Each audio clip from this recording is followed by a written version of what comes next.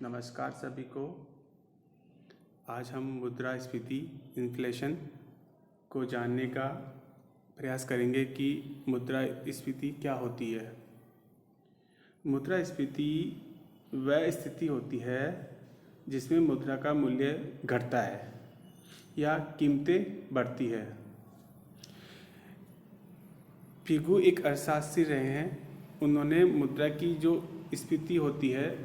मुद्रास्फीति जो होती है उसकी 5 दशाएं बताई है कि कब मुद्रास्फीति होती है। कहने का मतलब यह है कि मुद्रास्फीति मतलब होता है कि महंगाई में वृद्धि होना। महंगाई अब ये इन्फ्लेशन जो है पिगू के अनुसार, जो पिगू अर्थशास्त्री रहे हैं, उन्होंने 5 दशाएं बताई कि कब कब इन्फ्लेशन आता है मार्केट में। एक दशा उन्होंने बताई कि मौद्रिक आय में तो वृद्धि होती है लेकिन उत्पादन की जो मात्रा होती है वो स्थिर रहती है। इन्होंने पहली एक अवस्था बताई, मतलब आय में वृद्धि हो रही है लोगों की, लेकिन उनकी तुलना में मार्केट के अंदर जो प्रोडक्शन हो रहा है वो स्थिर है। ठीक है। दूसरा उन्होंने बताया कि मौद्रिक आय में वृद्धि होती है लेकिन उत्पादन की मात्रा में गिरावट आती है। तीसरी अवस्था उन्होंने बताया कि मौद्रिक आय स्थिर है, मौद्रिक आय तो स्थिर है लेकिन उत्पादन में गिरावट आ रही है। चौथी उन्होंने अवस्था बताई कि मौद्रिक आय और उत्पादन की जो मात्रा है दोनों में ही वृद्धि हो रही है, दोनों में ही वृद्धि हो रही है, लेकिन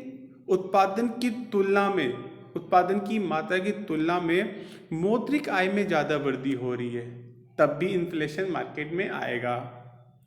पांचवी और अंतिम अवस्था ने बताई कि दोनों में गिरावट आ रही है, मतलब मौद्रिक आय में और उत्पादन की मात्रा दोनों में गिरावट आ रही है, लेकिन जो उत्पादन की जो गिरावट है वो मौद्रिक आय की तुलना में ज़्यादा है।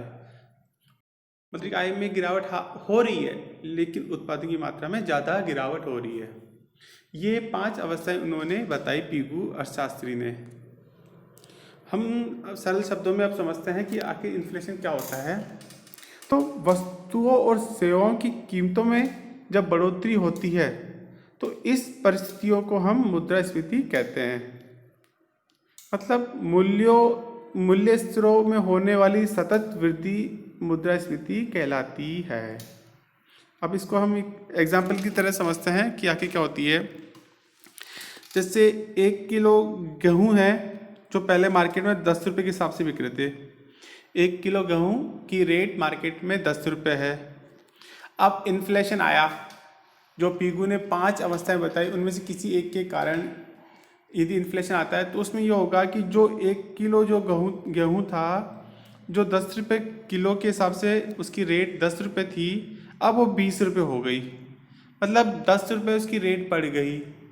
तो इसको कहेंगे कि इन्फ्लेशन। मुद्रास्फीति के कुछ महत्वपूर्ण कारण होते हैं। इन्फ्लेशन कब होता है। इन्फ्लेशन एक होता है मांग जनित मुद्रास्फीति, इसको कहेंगे डिमांड पुल इन्फ्लेशन। दूसरा होता है लागत जनित मुद्रास्फीति, कॉस्ट पुल इन्फ्लेशन। और तीसरा होता है कि मुद्रा की अधिक छपाई और प्रवाह, excess printing and flow of money. ये 3 कारण होते हैं जिनके कारण इन्फ्लेशन मार्केट में आता है। अब इसको हम अच्छे से समझते हैं कि मांग जनित मुद्रास्फीति में क्या होता है, लागत जनित मुद्रास्फीति में क्या होता है, और मुद्रा की जब अधिक छपाई होती है तो उससे किस तरह से इन्फ्लेशन आएगा। इसको समझने से पहले हम समझ लेते हैं। जैसे ये मार्केट है जिसके अंदर डिमांड और सप्लाई दोनों बराबर है, जितनी डिमांड है उतनी सप्लाई हो रही है। तो जब ऐसी कंडीशन होती है मार्केट के अंदर तो मार्केट क्या होता है, संतुलन की अवस्था में होता है, मार्केट इक्विलिब्रियम होता है। लेकिन इसी मार्केट में जब डिमांड अधिक हो जाती है, किसकी तुलना में, सप्लाई की तुलना में। भाई पहले जब मार्केट में जो सप्लाई हो रही थी उसकी तुलना में अधिक डिमांड होना, तो ये महंगाई बढ़ने का कारण होता है। अब इसको समझते हैं डायग्राम को। जैसे मांग जनित मुद्रास्फीति होगी डिमांड पुल इन्फ्लेशन वो कैसे होगा? जब वस्तुओं और सेवाओं की मांग एवं आपूर्ति में असंतुलन आने के कारण कीमतों में जो वृद्धि होती है उसे मांग जनित मुद्रास्फीति कहते हैं। समझते हैं जैसे पहले, अब ये जो मांग जनित मुद्रास्फीति होती है उसमें दो कंडीशन होती है। एक तो होती है जब आपूर्ति यानी सप्लाई डिमांड के मुकाबले काफ़ी कम हो जाए। ये कब? जैसे मार्केट में 100 रुपये कुछ भी समझ लो कि 100 किलो क्वांटिटी के हिसाब से आलू की मांग थी और उसकी सप्लाई भी 100 किलो मार्केट में हो रही थी। अब जैसे समझते हैं कि बारिश के मौसम में ये सब्जियां खराब हो जाती है तो क्या होता है कि सप्लाई कम हो जाती है। डिमांड तो एग्जिट पहले की तरह बनी रहती है सेम, लेकिन आपूर्ति कम हो गई ना, कारण बारिश में सब्जियां खराब हो जाती है। टमाटर प्याज जब खराब हो जाते हैं तो क्या होता है, यही कारण होता है कि हम देखते हैं कि अक्सर बारिश के मौसम में प्याज के जो रेट एक साथ काफ़ी रेट प्याज की जो प्राइस होती है वो बढ़ जाती है। उसका कारण यही होता है कि मांग तो पहले की तरह ही थी लेकिन आपूर्ति कम हो गई, सप्लाई कम हो गई, जिसके कारण से महंगाई वृद्धि होगी। इसी कारण हमें बारिश के मौसम में प्याज जो 20 रुपये किलो बिक रहे होते हैं वो उनकी प्राइस 100 रुपये किलो पर केजी के हिसाब से हो जाती है। उसका कारण यही है कि डिमांड तो सेम है लेकिन मार्केट में सप्लाई कम हो गई। नेक्स्ट, जब मांग काफ़ी बढ़ जाए और आपूर्ति पहले की जितनी ही रहे तब भी महंगाई की जो दर होगी वो वृद्धि होगी। अब हम समझते हैं जैसे एग्जांपल के लिए, जब त्यौहार होता है दिवाली के आसपास, उस वक्त क्या होता है कि मिठाइयों की जो डिमांड होती है वो ज़्यादा होती है। अब जब मिठाइयों को बनाने के लिए दूध की आपूर्ति भी तो चाहिए होती है, तो जब पहले 100 किलो मतलब 100 लीटर समझ लो एग्जांपल के लिए 100 लीटर दूध की जरूरत थी और आपूर्ति भी 100 लीटर की दूध मार्केट में आपूर्ति भी सप्लाई भी हो रही थी। लेकिन दिवाली के सीजन में मांग बढ़ गई, 100 की जगह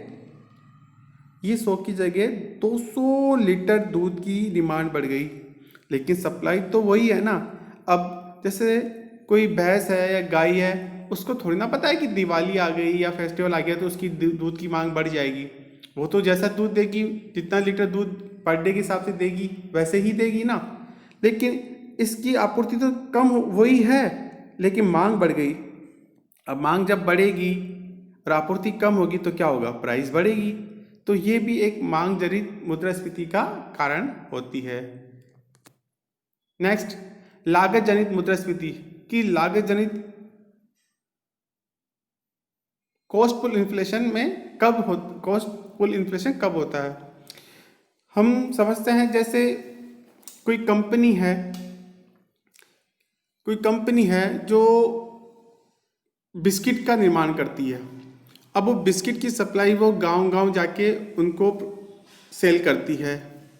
अब हुआ क्या कि पेट्रोल डीजल की दामों में वृद्धि हो गई तो क्या होगा कि उसकी जो ट्रांसपोर्टेशन कॉस्ट होगी वो ज़्यादा होगी ना, कि जहाँ पहले पेट्रोल या डीजल जो भी है 50 रुपये पर लीटर के हिसाब से आ रहा था, अब वो पेट्रोल की डीजल कीमतें यदि 100 हो गई, लेकिन बिस्किट फिर उसका क्या होगा कि कंपनी मालिक को उस बिस्किट की कीमत की जो प्रोडक्शन कॉस्ट है उसमें ट्रांसपोर्टेशन जो कॉस्ट होगी वो वृद्धि होने के कारण उसको क्या होगा कि उसकी बिस्किट की रेट प्राइस ज़्यादा करनी पड़ेगी। तो ये होता है कि जब उत्पादन के निर्माण की लागत या उत्पादन मूल्य प्रोडक्शन कॉस्ट बढ़ जाए, जिसके कारण से महंगाई अथवा मुद्रास्फीति होती है, उसे लागत जनित मुद्रास्फीति कहते हैं। उम्मीद है आपको समझ में आ रहा होगा। अब ये उत्पादन मूल्य में जो वृद्धि कई कारणों से होती है, मतलब लागत जनित जो मुद्रास्फीति होती है कई कारणों से होती है, जैसे कच्चे माल में वृद्धि होना, मजदूरी में वृद्धि होना, या परिवहन शुल्क हमने जो अभी बताया, बिजली इलेक्ट्रिसिटी भी कारण होती है कॉस्ट जनित इन्फ्लेशन में। इसलिए सरकार इनको हमेशा नियंत्रण करने के लिए कभी कभी हमेशा विभिन्न प्रकार के टैक्सों की छूट भी प्रदान करती है। तो ये हुआ मांग लागत जनित मुद्रास्फीति। लास्ट देखते हैं कि इन्फ्लेशन में जो वृद्धि होती है उसमें एक तीसरा कारण होता है कि मुद्रा की जो अधिक छपाई होगी या प्रवाह होगा, excess printing and flow of money. इसमें क्या होता है दोस्तों, जब एग्जाम्पल के लिए हम लेते हैं कि जब आरबीआई जो पैसों का प्रिंटिंग कर रही है, मनी रुपए का निर्गमन कर रही है, वो अधिक कर दे। जब अधिक कर देगी तो क्या होगा कि लोगों के पास जो मुद्रा का जो प्रवाह है वो अधिक होगा, और जब मुद्रा अधिक से अधिक लोगों के पास जाएगी तो उनकी डिमांड बढ़ेगी, क्योंकि सप्लाई तो वही है पहले की तुलना में, लेकिन लोगों के पास अधिक मुद्रा का जो फ्लो हुआ वो बढ़ गया। हर किसी के पास ज़्यादा पैसे हैं तो वो डिमांड भी ज़्यादा करेगा। अब जब डिमांड ज़्यादा करेगा, सप्लाई कम होगी, तो जो कंपनी होगी या जो सेलर होगा वो अपनी प्रॉफिट को बढ़ाने के लिए उस प्रोडक्शन की कॉस्ट को ज़्यादा करेगा, मतलब उसको उच्च मूल्य पे बेचने की कोशिश करेगा। तो ये भी एक मुद्रा की जो अधिक छपाई हो, जो फ्लो हुआ, मनी का जो फ्लो ज़्यादा बढ़ा, उससे महंगाई बढ़ी। तो हम कह सकते हैं कि मुद्रा की अधिक छपाई भी इन्फ्लेशन बढ़ाने का कार्य करती है। तो इस तरह से हम इसको देख लेते हैं। उत्पादन में वृद्धि किए हुए, जब उत्पादन में बिना वृद्धि किए हुए जब मुद्रा की आपूर्ति बढ़ जाती है तो इस परिस्थिति में अर्थव्यवस्था में तथा लोगों के पास पहले की अपेक्षा ज़्यादा पैसा होता है, जबकि उत्पादन पहले जितना ही रहता है, तो इससे इन्फ्लेशन में वृद्धि होगी। ऐसी अवस्था में लोगों के पास पैसा अधिक होने के कारण या ज़्यादा चीज़ें खरीदना चाहते हैं, जिससे मांग में वृद्धि होती है। अब सप्लाई तो कम है लेकिन डिमांड बढ़ गई। अब डिमांड बढ़ेगी तो मुद्रास्फीति होगी, मतलब महंगाई में वृद्धि होगी। तो आज हमने इस तरह से देखा कि मुद्रास्फीति क्या होती है और किस तरह से इसके क्या कारण हो सकते हैं। अगले वीडियो में हम इसके क्या लाभ है, क्या नुकसानों को पढ़ने की कोशिश करेंगे और किस तरह से मुद्रास्फीति को नियंत्रण करने के लिए सरकार कौन कौन से प्रयास करती है। धन्यवाद।